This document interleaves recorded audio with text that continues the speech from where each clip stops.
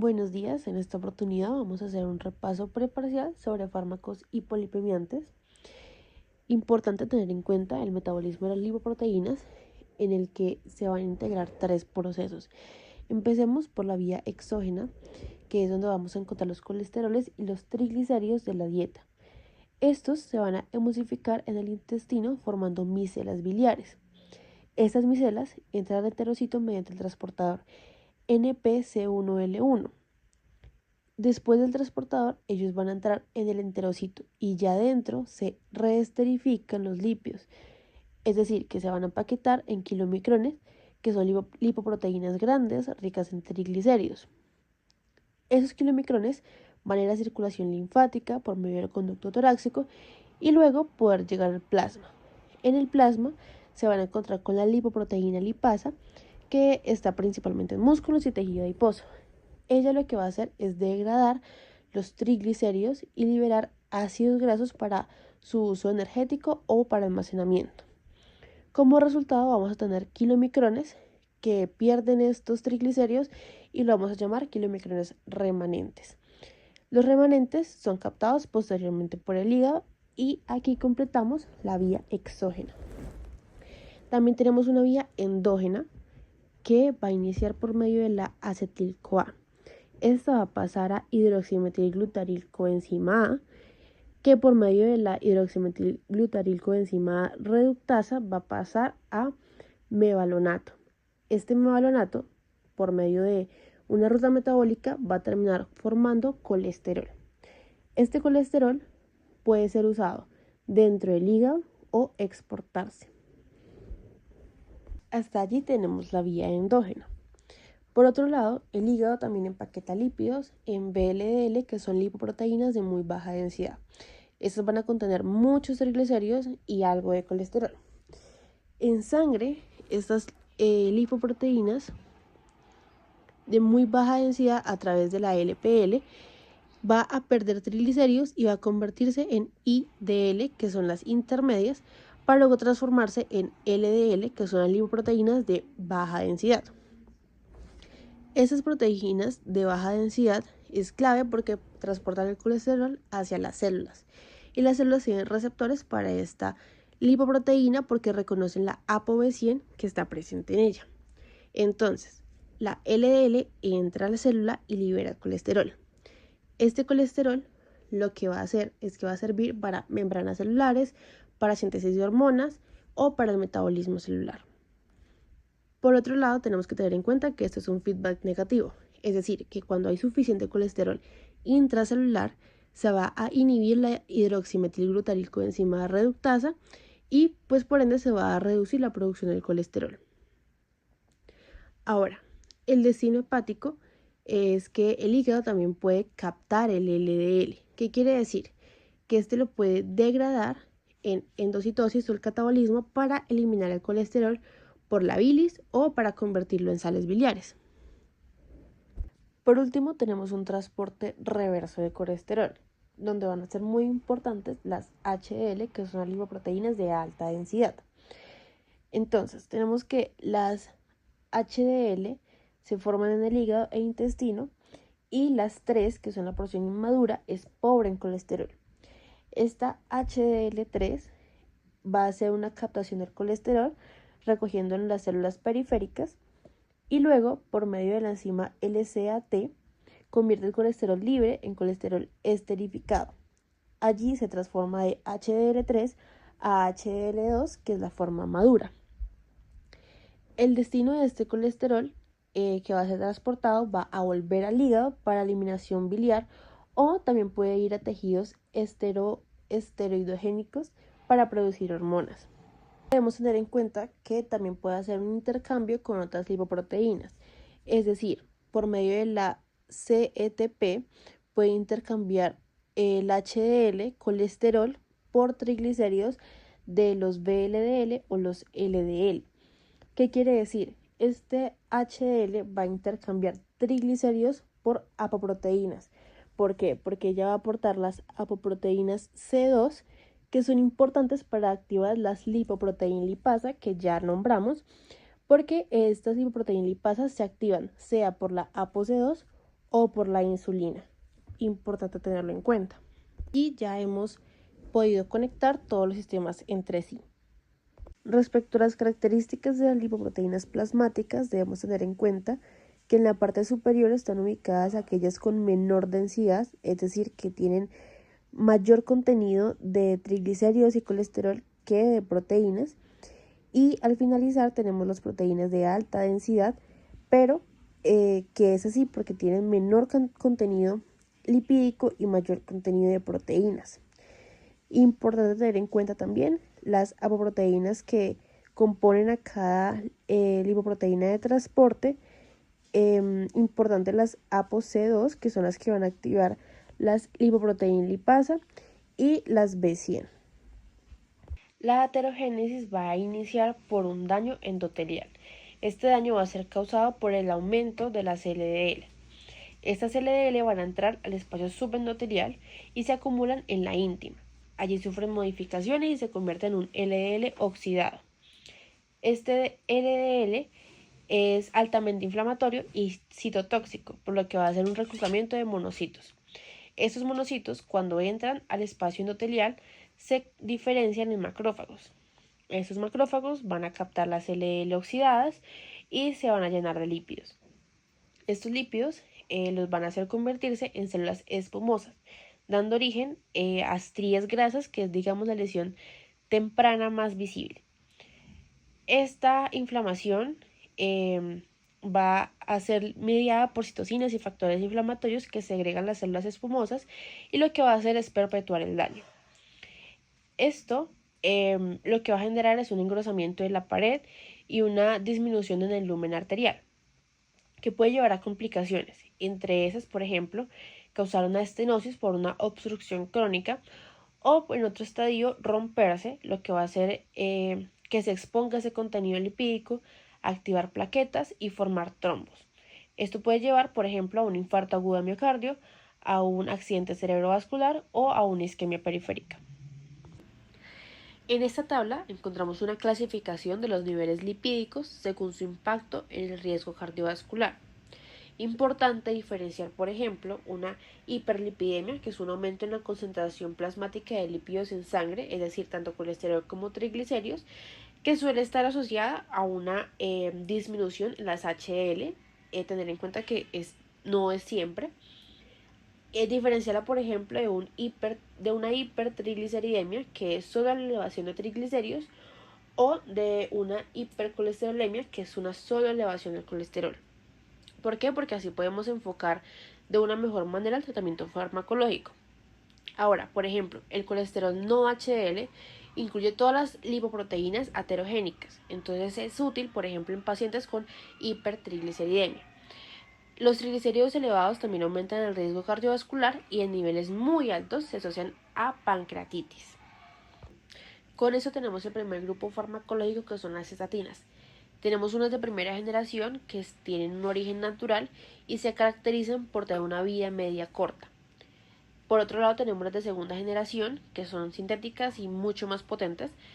Actualmente son las más usadas y aparte de tener una mayor potencia, se suelen asociar a tener una vida media mucho más larga.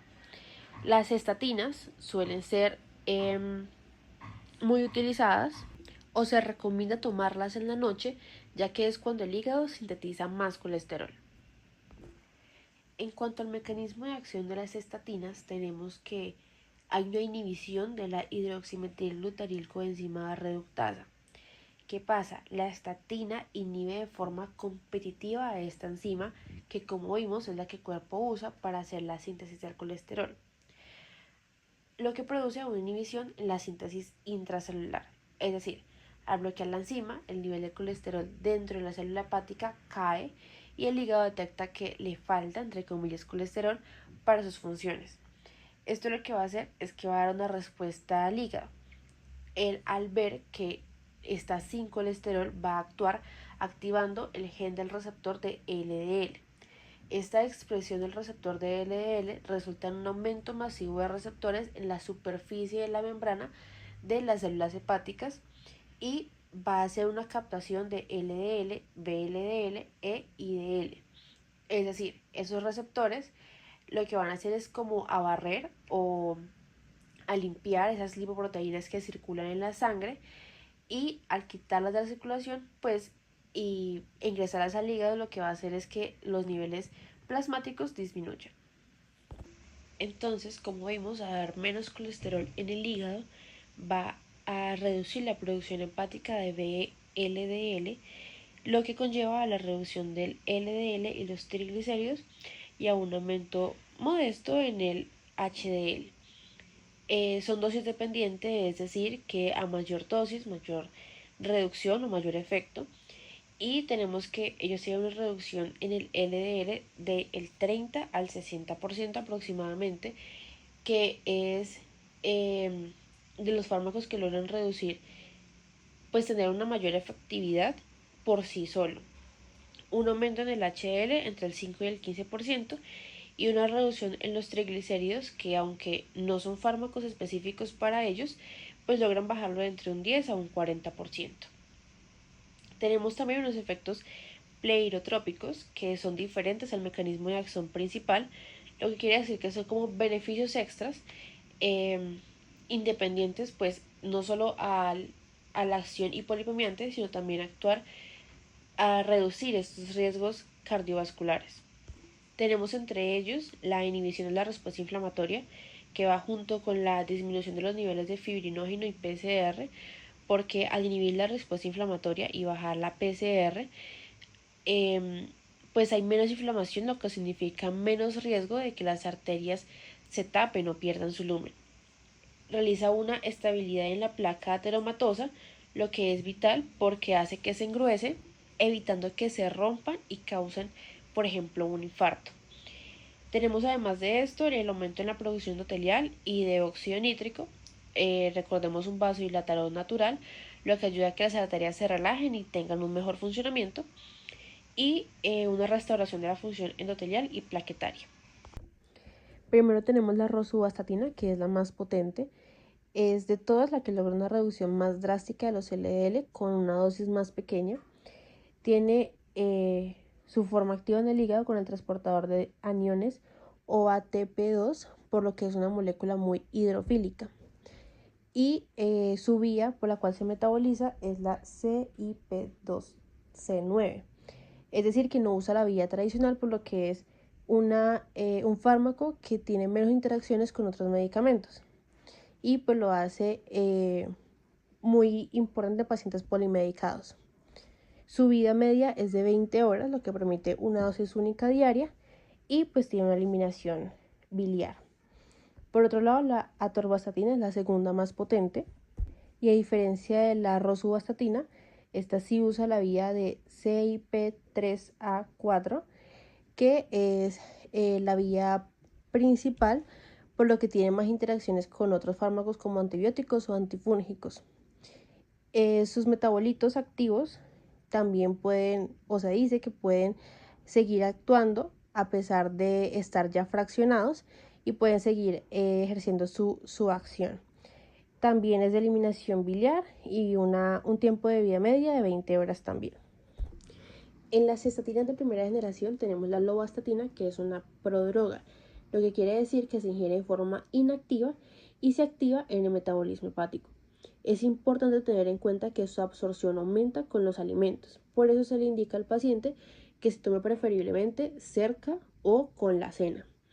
En cuanto a su metabolismo, decimos que ingresa al hígado por difusión simple, donde es metabolizada a su forma activada y usa la misma vía de la atorvastatina, es decir, la CYP3A4. Tiene una amplia en proteínas mayor al 95%, un tiempo de vida media de 1 a 4 horas y una excreción de metabolito activo e inactivo por vía biliar. La pravastatina es otra de las de primera generación. Ella es muy importante porque no tiene un metabolismo hepático de CYP dependiente. ¿Qué quiere decir? Que no utiliza el sistema de citocromo P450, es decir, que no comparte la vía metabólica como las otras. Por tanto, es muy importante para aquellas personas que son polimedicadas porque no tiene una competencia con otros fármacos. es decir, que tienen menos riesgo de interacciones farmacológicas.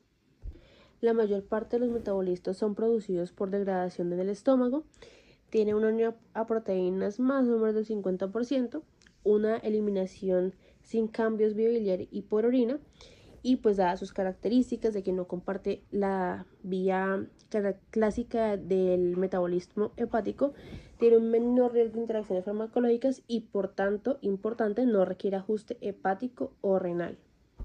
Por último, la simvastatina también es una prodroga, pero debemos tener en cuenta que esta, a diferencia de la lovastatina, que es aumentada por alimentos, esta es interferida por los alimentos, por lo que se recomienda indicar al paciente que se tome lo más lejos posible de las comidas. También es activada en el hígado por la vía CYP3A4, tiene una amplia unión a proteínas y tiene mínimas concentraciones en otros tejidos diferentes al hígado, por lo que ayuda a reducir algunos efectos secundarios sistémicos, un tiempo de vida media de 1 a 4 horas y una eliminación biliar también. Aquí tenemos una tabla que nos ilustra la intensidad de las estatinas por reducción aproximada de LDL. Recordemos que las estatinas suelen ser dosis dependientes. ¿Qué quiere decir? Por ejemplo, la atorvastatina en una concentración de 40 a 80 miligramos puede ser una estatina de intensidad alta, lo que quiere decir que reduce el 50% o más de los LDL. Pero si esa misma atorvastatina la usamos en dosis de 10 a 20 miligramos, son estatinas de intensidad moderada. Quiere decir que reducen entre el 30 y el 50%. Lo mismo sucede con la rosuvastatina. En dosis de 20 a 40 miligramos son de alta intensidad, mientras que en dosis de 5 a 10 miligramos son de intensidad moderada. Otro ejemplo lo vemos también con la lovastatina. La lovastatina a 40 miligramos es una estatina de intensidad moderada, es decir, del 30 al 50% de reducción, pero si la lovastatina la administramos en 20 miligramos, tenemos una estatina de intensidad baja, que quiere decir que reduce menos del 30% de los LDL. Esto es importante porque a los pacientes que ya han sufrido de infarto o que tienen riesgos cardiovasculares muy altos, se suelen usar las estatinas de intensidad alta, que son las más potentes y las más usadas. Pero aquellos pacientes con un riesgo bajo se usan las estatinas de intensidad baja. Sin embargo, el rango más común son las estatinas de intensidad moderada. Importante tenerlo en cuenta y explicar al paciente que sus efectos se ven luego de 3 meses del tratamiento y lo que hablábamos de dependiendo de las estatinas, bueno, el tipo de estatina que se recomienda en la noche y cerca o lejos a los alimentos. En cuanto a reacciones adversas, tenemos que aproximadamente el 17% de los pacientes reportan algún efecto, aunque la mayoría son leves, y que 9 de cada 10 pacientes a suspender estatinas por reacciones pudieron reiniciar el tratamiento en dosis más bajas, es decir, ajustando dosis o a veces cambiando de estatina. Importante, la miopatía, que es la reacción adversa más frecuente e importante. Esta va desde mialgias, que suelen ser de partes proximales de los músculos, hasta la rhabdomiólisis. La rhabdomiólisis es la destrucción del músculo que suele terminar y tener como consecuencia una insuficiencia renal aguda. Por eso es importante tenerlo en cuenta en adultos mayores, en mujeres, en pacientes con daño renal y cuando se administra también fibratos, que es otro tipo de hipolipemiantes que vamos a hablar más adelante. También produce alteraciones gastrointestinales como náuseas, dispepsia, estreñimiento, diarrea o cólico. También tenemos cefaleas, parestesias, fatiga y muy importante la elevación de enzimas hepáticas, ya que un pequeño porcentaje de pacientes presenta elevación en estas. En cuanto a precauciones y contraindicaciones, tenemos el seguimiento con transaminasas y con CPK, no solamente para cuidar el metabolismo hepático, sino también cuando hay un uso de otros fármacos que también aumentan el riesgo de miopatía. También debemos tener en cuenta que es una categoría X en el embarazo, por lo que está absolutamente contraindicado, ya que la categoría X nos habla de anomalías fetales. En cuanto a las interacciones, recordemos que habíamos mencionado que la atorvastatina, la lovastatina y la simvastatina usaban la vía de la enzima CYP3A4. Por tanto, si se usan fármacos que inhiben esta enzima, pues vamos a causar que la estatina no se pueda eliminar, se acumule en sangre y pues aumente el riesgo de toxicidad y de mialgias. En las interacciones encontramos el sinergismo con ezetimiba, lo que ayuda a controlar más las LDL. ¿Por qué? Porque la estatina bloquea la producción del colesterol y la ezetimiba bloquea la absorción del intestino. La lovastatina y la simvastatina, que potencian el efecto de la warfarina, por tanto aumenta el riesgo de sangrado, es efectiva y segura y bien tolerada con los ácidos grasos de omega 3 en hiperlipidemia mixta. Y tenemos que tener en cuenta que los fibratos, aunque a veces se usa para tratar la dislipidemia mixta, pues también aumenta el riesgo de miopatía. Entonces juntos pues debemos vigilar esta respuesta. Por último, en los usos se usa para prevención primaria y para prevención secundaria en eventos cardiovasculares. ¿Qué quiere decir? Que se usa tanto para el paciente que no ha tenido un infarto como al que ya lo tuvo. Se usa también en hipercolesterolemia aislada, dislipidemias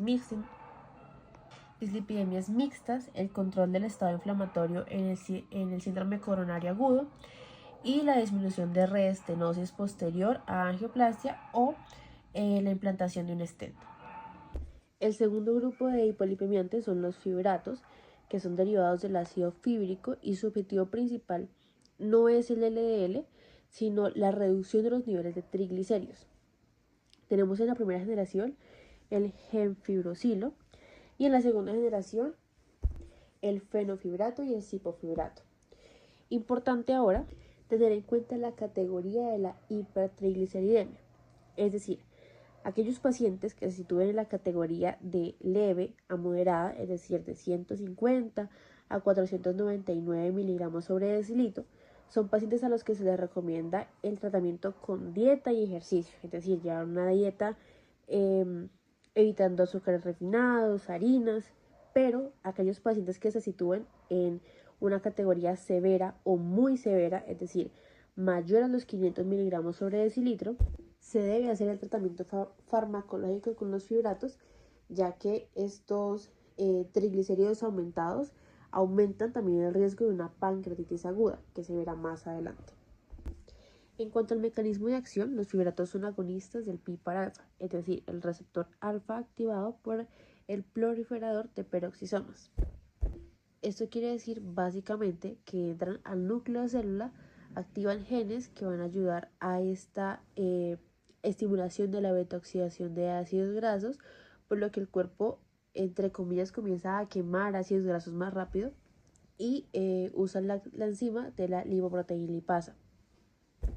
Adicionalmente, hace una inhibición de la apoproteína C3, que esta proteína normalmente frena la degradación de grasas. Entonces, al quitar este freno, digámoslo así, los triglicéridos caen rápidamente y también aumenta la síntesis de apoproteína 1 y 2, lo que es importante para la fabricación de proteínas como el HDL, por lo que ayuda a esta limpieza de los lípidos en plasma. En cuanto al efecto en el perfil lipídico, tenemos que los fibratos disminuyen los triglicéridos entre un 40 y un 50%, elevan el HDL, que es un beneficio extra, entre el 10 al 25%, tiene efectos sobre los LDL dependiendo del tipo de dislipidemia. Es decir, un paciente con hipertrigliceridemia aislada, es decir, que solo tiene aumentados los triglicéridos, pues no va a haber un efecto en los LDL. Mientras que un paciente con hipertrigliceridemia mixta, pues sí va a haber una reducción en estos LDL. Los fibratos son la primera elección en hipertrigliceridemias aisladas severas y en hiperlipidemia mixta con HDL bajo. Pero los de segunda generación son más efectivos para elevar el HDL, para reducir el LDL en hiperlipidemias mixtas, tienen menos riesgo de elevar el LDL en hipertrigliceridemias puras y tienen menos riesgo de interacciones con estatinas. En sus efectos plerotrópicos tenemos que tiene un efecto profibrinolítico independiente al antilipémico. ¿Qué quiere decir? Que ayuda a que la sangre sea menos propensa a formar coágulos de forma independiente, pues a bajar los lípidos. Adicionalmente, una inhibición de mediadores de la inflamación como interleucinas, factor de necrosis tumoral alfa, PCRs y proteínas, que lo que van a hacer es que reducen el ataque de los monocitos al endotelio y y ayuda a controlar la progresión de la enfermedad. Tenemos también que tener en cuenta que ellos también actúan sobre el receptor de par gamma, lo que mejora la sensibilidad a la insulina y la homeostasis de la glucosa. Además, tiene un aumento de adiponectina, que es una hormona protectora que tiene efectos antidiabéticos y evita la formación de ateromas. En la farmacocinética encontramos una rápida absorción por vía oral, mayor al 90%, y un aumento en la absorción con los alimentos, por lo que ya sabemos que se debe recomendar tomarse con las comidas principalmente. Ella se une casi por completo a la albúmina, por lo que tiene una amplia distribución y une a proteínas mayor al 95%. Además, su metabolismo es netamente hepático y tiene una excreción renal, por lo que debemos tener cuidado con pacientes con insuficiencia renal crónica. En cuanto a las reacciones adversas, encontramos trastornos gastrointestinales como náuseas, cólico, diarrea, reacciones alérgicas, cefaleas, mialgias, fatiga, impotencia e importante la litogénesis biliar, ya que esta aumenta la excreción biliar del colesterol y por tanto la bilis se vuelve más espesa y hay un mayor riesgo de formar cálculos en la vesícula. También tenemos un deterioro reversible de la función renal, que aunque su mecanismo no es claro, pues debemos hacer un monitoreo de la función renal periódicamente. Y por último, un aumento en la homocisteína. En las precauciones y contraindicaciones se debe hacer un monitoreo de los LDLs, porque aunque los fibratos son para uso de triglicéridos, pues en pacientes con, por ejemplo, hipertrigliceridemia pura, pues se debe vigilar el LDL, ya que a veces puede subir ligeramente al inicio. Está totalmente contraindicado en colelitiasis o hepatopatía, porque esto puede aumentar la excreción biliar del colesterol. Debemos también vigilar en glicemias en diabetes mellitus tipo 2 controlada, ya que puede alterar el control glucémico y hay un riesgo de hipoglicemia. Y se debe tener muy en cuenta también el ajuste renal, porque recordemos que mencionamos que se elimina por vía renal, así que es obligatorio ajustar las dosis o, pues en su debido caso, evitar su uso en pacientes con falla renal. En cuanto al gemfibrosil, es un inhibidor de la OATP1B1 o ATP2, la CYP3A4 y la 12-9 y las glucuroniltransferasas. Quiere decir que si se mezcla, por ejemplo, con las estatinas, pues tienen un mayor riesgo de miopatías o rhabdomiólisis. Por otro lado, el fenofibrato potencia el uso de la warfarina, pero este no interviene en la glucuronidación de las estatinas. Por eso, cuando se necesita un uso y una terapia combinada entre una estatina y un fibrato, el fenofibrato pues es el fármaco de elección por su menor riesgo de miopatía. En cuanto a sus usos, se usa principalmente en hipertrigliceridemia aislada severa, recordemos mayor a 500 miligramos sobre decilitro, y las hiperlipidemias mixtas con HDL bajo. Muy importante educar al paciente en que su respuesta máxima se alcanza a los 3 meses de tratamiento continuo. Y si se descontinúa la terapia, los lípidos pueden volver a niveles pretratamiento en 1 a 2 meses aproximadamente. El tercer fármaco es el ezetimiba, que es un inhibidor del transportador NPC1L1 y el enterocito. Recordemos que es el que permite esa entrada al enterocito, por lo que su función principal es inhibir la absorción del colesterol que viene de la dieta y de la bilis, y lo que reduce es la llegada de ese colesterol al hígado, por lo que no tiene un efecto sobre otras fracciones lipídicas. Además, al bloquear esta absorción, aumenta la síntesis endógena del LDL. Quiere decir que por sí sola tiene una eficacia del 15 al 20%.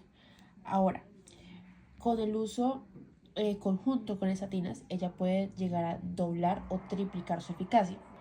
Esto porque, como lo explicábamos antes, mientras la estatina bloquea la fabricación, digamos, interna de ese colesterol, el ezetimiba bloquea la entrada externa. Además, esto también previene eventos relacionados con enfermedad aterosclerótica similar a las estatinas. Existe también la hipótesis de que hay pacientes que son hiperabsorbedores, es decir, que absorben mucho colesterol en el intestino, y otros que son hiperproductores, quiere decir que su hígado fabrica demasiado. Esto se explica porque, pues digamos que hay una respuesta inversamente proporcional entre el ezetimibe y la estatina. ¿Qué quiere decir?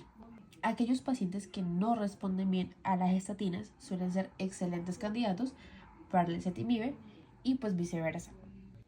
En la farmacocinética tenemos que tiene una rápida absorción oral y no se altera con alimentos, pero sí con resinas de intercambio iónico. Además, sufre un proceso de glucuronidación en el epitelio intestinal y en el hígado, por lo que no solo es un metabolismo activo, sino que pues incluso llega a ser más potente que el fármaco porque inhibe la absorción de este colesterol. Además, el glucuronido es excretado por la bilis y de vuelta al intestino. ¿Qué quiere decir? Que se reabsorbe, lo que permite que actúe repetidamente en el sitio donde se va a absorber ese colesterol. Y por último, tenemos que es excretado por heces principalmente. En las reacciones adversas tenemos que es un medicamento generalmente bien tolerado y muy raramente hace una elevación de transaminasas y hepatotoxicidad. Además, debemos tener mucho cuidado con la miopatía reversible. ¿Por qué? Porque normalmente como vimos, se utiliza con estatinas y las estatinas ya tienen un riesgo alto para la miopatía. Por tanto, junto, pues hace un mayor riesgo. Y por último, sus usos lo tenemos principalmente en hipercolesterolemia de difícil manejo, en hipercolesterolemia con estatinas contraindicada y en dislipidemia mixta en conjunto con fibratos. Ahora tenemos las resinas de intercambio iónico, también llamadas secuestradoras de ácidos biliares, y de ella importante la colestiramina. Ella lo que va a hacer es que va a producir un intercambio iónico, es decir, la resina va a liberar iones, cloruro, y a cambio se une a fuentes de los ácidos biliares. Entonces hay una absorción de ácidos biliares. ¿Esto para qué? Para formar complejos que son no absorbibles. Y para esto, digamos que secuestra la bilis, entre comillas. Por tanto, hay un bloqueo de la circulación enterohepática de ácido taurocólico y glicocólico. Recordemos que el cuerpo recicla aproximadamente el 95% de la bilis. Entonces, digamos que al estar atrapada por la resina, pues esta bilis no puede regresar al hígado y se elimina entonces por las heces. Ahora, como el hígado pierde bilis, entonces digamos que necesita fabricar más de alguna manera. ¿Esto cómo lo hace? Entonces el hígado aumenta la densidad de receptores de LDL con el fin de oxidar ácidos grasos y reponer sales biliares. Es decir, aumenta para poder coger estos ácidos grasos que están en sangre para así poder reponer las sales biliares que está perdiendo. Aquí la imagen A, que está a la izquierda, nos muestra cómo el ciclo, digamos que es un ciclo cerrado, en el que el hígado secreta bilis al intestino y ese se reabsorbe casi por completo. Entonces el nivel de colesterol en sangre pues se mantiene alto porque pues el hígado no necesita de este colesterol en sangre. Pero en la imagen B, que es la de la derecha, vemos como, por ejemplo, con el fármaco de la colestiramina, entonces se produce este complejo insoluble. Al romperse ese ciclo cerrado, el hígado se ve obligado a consumir ese colesterol que está circulante. El uso de la colestiramina debe reservarse para la hipercolesterolemia aislada, que quiere decir solo cuando el LDL está alto, por lo que el tratamiento disminuye estas LDL y eleva moderadamente las HDL. Ahora, importante, esta puede elevar los triglicéridos, por lo que no se usa en pacientes con hipertrigliceridemia, por lo que como el hígado, pues al intentar compensar la pérdida de bilis, aumenta la síntesis de lipoproteínas de muy baja densidad, pues si un paciente ya tiene aumentados sus triglicéridos, pues la colestiramina lo que va a hacer es aumentarlos aún más. En cuanto a las reacciones adversas, tenemos las de tipo gastrointestinal, como el estreñimiento, cólico de distensión. A dosis muy altas se puede producir la esteatorrea, por lo que hay menos bilis, y pues sobredosis aguda en obstrucción intestinal, aunque pues son muy raros los casos. Debemos tener en cuenta también que esta colestiramina es un antagonista en la absorción de la ezetimibe. ¿Por qué? Porque ella, al atrapar la bilis, también atrapa lo que viaja en ella, y entre esas el ezetimibe. Además, otros medicamentos deben consumirse 1 hora antes o 4 a 6 horas después de la administración de este medicamento porque esta puede atrapar a otros fármacos. Además se debe consumir con abundante agua y en lo posible no juntar con otros alimentos para no interferir con la absorción de nutrientes. En cuanto a sus usos, tenemos que está para la hipercolesterolemia aislada, como la hemos mencionado, con la opción de tratamiento con estatinas. Es el único que es seguro en niños y se le da otros usos, por ejemplo, para el prurito por colestasis, porque este aumento en la bilis causa mucha picazón, entonces esta resina ayuda a eliminarla. Y también se usa para la colitis pseudomembranosa porque se usa para absorber las toxinas de la bacteria del Clostridium difficile, ayudando, digamos, a limpiar el intestino.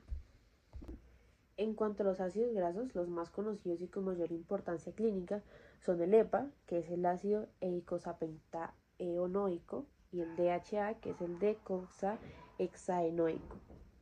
Su mecanismo de acción es que es agonista del receptor de la PPAR-alfa, que es el mismo mecanismo de acción con los fibratos. Recordemos que al activar los receptores, el hígado aumenta la oxidación de ácidos grasos y reduce la producción de triglicéridos. Por tanto, reduce los triglicéridos del VDL y hay un mínimo efecto sobre el LDL y el HDL. Estos ácidos grasos omega 3 son útiles en hipertrigliceridemia severa en conjunto con un adecuado cuidado dietético. Se usa también en terapia combinada con estatinas en pacientes, por ejemplo, con hiperlipidemia mixta. Además, la American Heart Association recomienda el consumo de 2 veces por semana de pescado, pero limitar presentaciones de aceites de pescados para hipertrigliceridemia severa. Es importante también en el embarazo que se ha dicho que tiene una importancia ya que aumenta la duración del embarazo, es decir, que evita partos prematuros, aumenta el peso al nacer y según estudios hay una menor incidencia de preeclampsia. Por último, los inhibidores de la PCSK9, que es la proteína convertasa de subtilisina quexina tipo 9. Aquí encontramos el alirocumab y el evolocumab, que son anticuerpos monoclonales. Quiere decir que son proteínas diseñadas en laboratorio para atacar un blanco específico y de hecho son el tratamiento más reciente para las lipidemias. Entonces, esta PCSK9 es una proteasa que se une al receptor de LDL en la superficie de los hepatocitos y potencia la degradación lisosómica del receptor de LDL. En otras palabras, lo que hace esta PCSK9 es que hace que el hígado destruya estos receptores porque están viejos, entre comillas. Entonces, el hígado no puede captar este LDL que está en sangre. Por tanto, si hay mucha proteasa, pues el hígado tiene pocos receptores. Y si tiene pocos receptores, pues el LDL no puede entrar al hígado. Entonces se queda pues atrapado en la sangre. Por tanto, ¿cuál es la solución? Entonces una inhibición de esta PCSK9. ¿Para qué? Para que el hígado tenga pocos receptores en superficie. Entonces, sin receptores, pues el LDL no puede, o más bien, sin quien destruya estos receptores, pues el hígado puede seguir trabajando y pues aumentando la captación del colesterol LDL plasmático, lo que permite bajar sus niveles en sangre de forma drástica. Este inhibidor de PCSK9 se administra mediante inyección subcutánea, por lo que entre las reacciones adversas encontramos reacciones en el sitio de la inyección. Además, se estudia la posibilidad de efectos neurocognitivos con estos fármacos. Ellos no incrementan el riesgo de miopatía, ya que sea de monoterapia o con estatinas, pues no afectan esta vía. Y pues al igual que otros anticuerpos monoclonales, se produce un ligero aumento del riesgo de infecciones del tracto urinario o infecciones respiratorias superiores, porque digamos que el sistema inmune se centra mucho en este nuevo fármaco que está en el cuerpo. Ahora, pues al ser un tratamiento, digamos, innovador y pues a muy alto costo, se reserva principalmente para pacientes con hipercolesterolemia familiar o aquellos que ya tuvieron un infarto y no logran bajar el colesterol ni con las dosis más altas de estatinas.